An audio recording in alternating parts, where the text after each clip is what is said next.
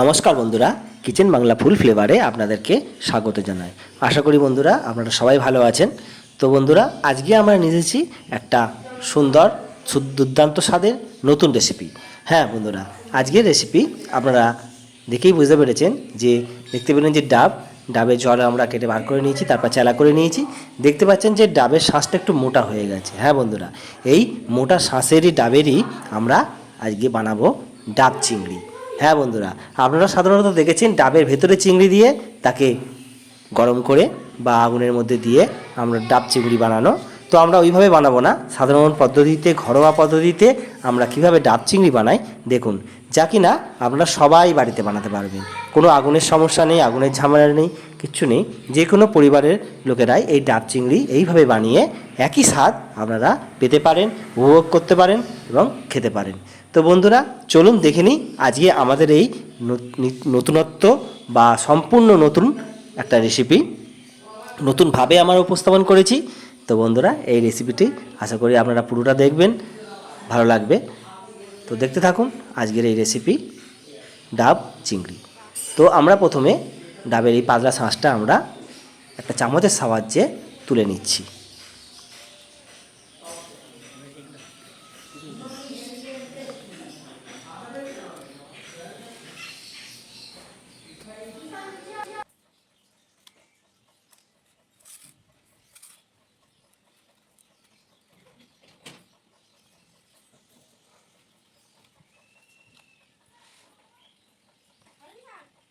বন্ধুরা, ডাবের শাঁস পুরো তোলা হয়ে গেছে।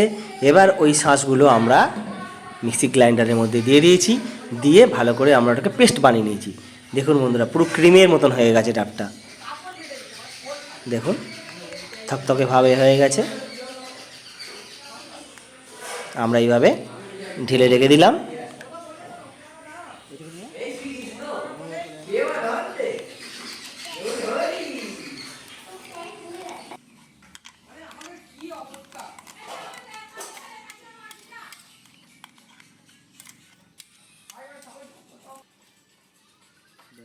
তো বন্ধুরা, দেখতেই পেলেন যে ডাবটা আমরা পেস্ট করেই নিয়েছি। এবার আমরা আরেকটা পেস্ট বানাবো। দেখতে পাচ্ছেন যে কাঁচা লঙ্কা, কালো সরিষা একটু বেশি পরিমাণে লাগবে বন্ধুরা। তাতে জল দিয়ে আমরা ভালো করে এটাকে পেস্ট বানিয়ে নেব বা বেটে নেব। দেখছেন বাটা হয়ে গেছে।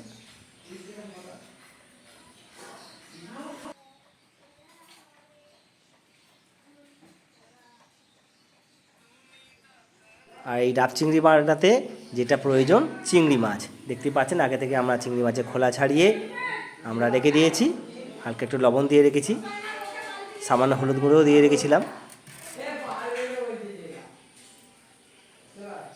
তো বন্ধুরা, আজকের এই রেসিপিটা বানাতে যেগুলো প্রয়োজন আপনারা দেখতেই পেলেন, যে কাঁচা লঙ্কা, ডাবের পেস্ট, সর্ষে বাটা আর চিংড়ি মাছ। বন্ধুরা, সর্ষে বাটাতে একটু খোলা থাকে, তো সেই জন্য আমরা সর্ষে বাটাটা একটু ছেঁকে নেব।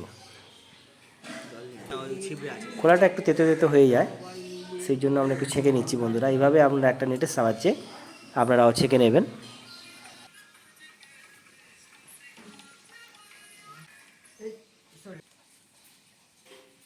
বন্ধুরা, প্রথমেই আমরা পাত্রেতে ওই সর্ষে বাটাটা নিয়ে নিয়েছিলাম এবং তাতে চিংড়ি মাছটা দিয়ে দিলাম।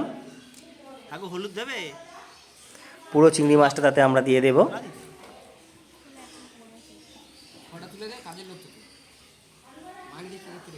এবার আমরা ডাবের পেস্টটা দিয়ে দিলাম।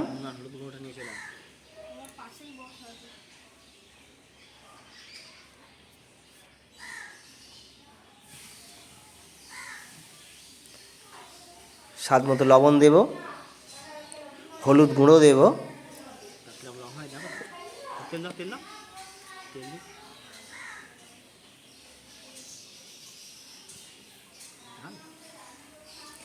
সরিষার তেল দেব। বন্ধুরা, এই রেসিপিটা সরিষার তেল একটু বেশি লাগবে।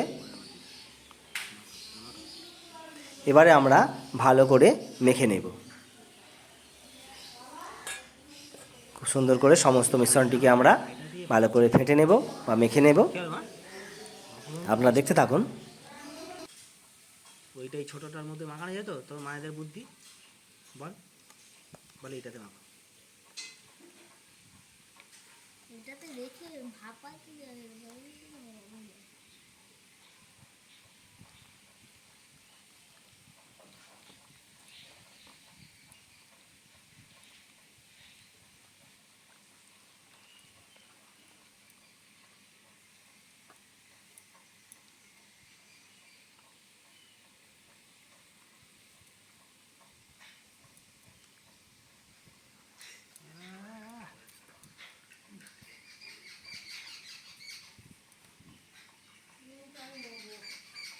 ছিল আর 800 ঢুকলো কাটিয়ে কানের বুঝলে তো এই হচ্ছে ব্যাপার। তো বন্ধুরা দেখতে পেলেন আমাদের ফাটা হয়ে গেছে রেডি। এবার একটা বড় টিফিন বক্সের মধ্যে আমরা সরিষার তেল দিয়ে দেব, দিয়ে ভালো করে বাটিটার তলাটা আমরা লাগিয়ে দেব। এটা ভালো করে চারদিকে লাগিয়ে দেব।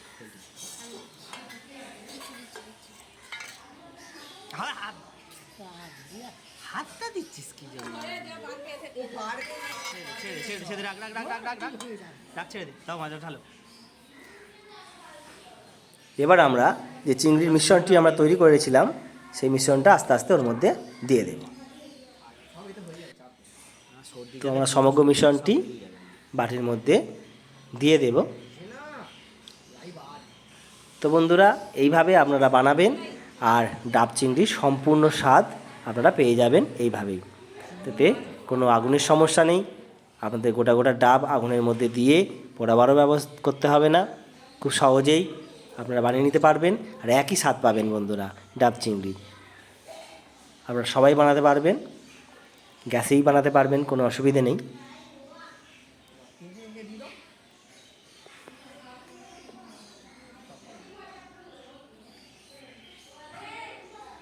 বন্ধুরা সমগ্র মিশ্রণ দেওয়া হয়ে গেছে, 2-3টে কাঁচা লঙ্কা আমরা দিয়ে দেবো ওপর থেকে, ফাটিয়ে দেবেন একটু, এটা সেন্ট হবে আরও ভালো। আর যারা একটু বেশি ঝাল খেতে চান তাদের তো একটু লঙ্কা দিতেই হয়। এবার আপনারা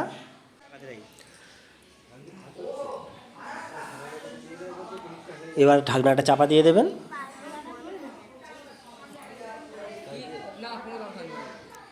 তো এখন দেখতে পাচ্ছেন যে আমরা কড়াটা বসিয়ে দিয়েছি গ্যাসের ওপরে, তাতে জল দিয়েছি আর তার উপরে একটা স্ট্যান্ড বসিয়ে আর এইভাবে টিফিন বাক্সটা আমরা বসিয়ে দিলাম, দিয়ে এবার কড়াটা একটা চাপা দিয়ে দেবেন এইভাবে। বন্ধুরা এইভাবে বেক করবেন বা রান্নাটা করে নেবেন 15-20 মিনিট ধরে, তারপরে ওটাকে বার করে খুব সাবধানে আস্তে আস্তে ঢাকনাটা খুলে নেবেন, কারণ ওটা প্রচণ্ড গরম হবে, যেন হাতে পায়ে না লেগে যায়। তো বন্ধুরা এইভাবে বার করে নিয়ে ভালো করে ঘেঁটে নেবেন। তো আমাদের ডাব চিংড়ি প্রস্তুত।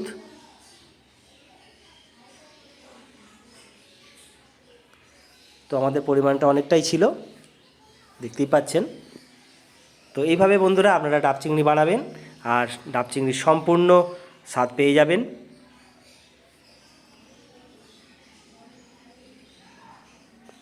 তো বন্ধুরা আজকের এই দুর্দান্ত স্বাদের ভিডিওটি কেমন লাগলো অবশ্যই লাইক করবেন, কমেন্ট করে জানাবেন, সবার বন্ধুর কাছে শেয়ার করবেন আর সাবস্ক্রাইব করতে ভুলবেন না। এই রকমই নিত্য নতুন স্বাদের আরও রেসিপি নিয়ে আসবো। তো আজকে এই পর্যন্তই, ভালো থাকবেন, সুস্থ থাকবেন, নমস্কার।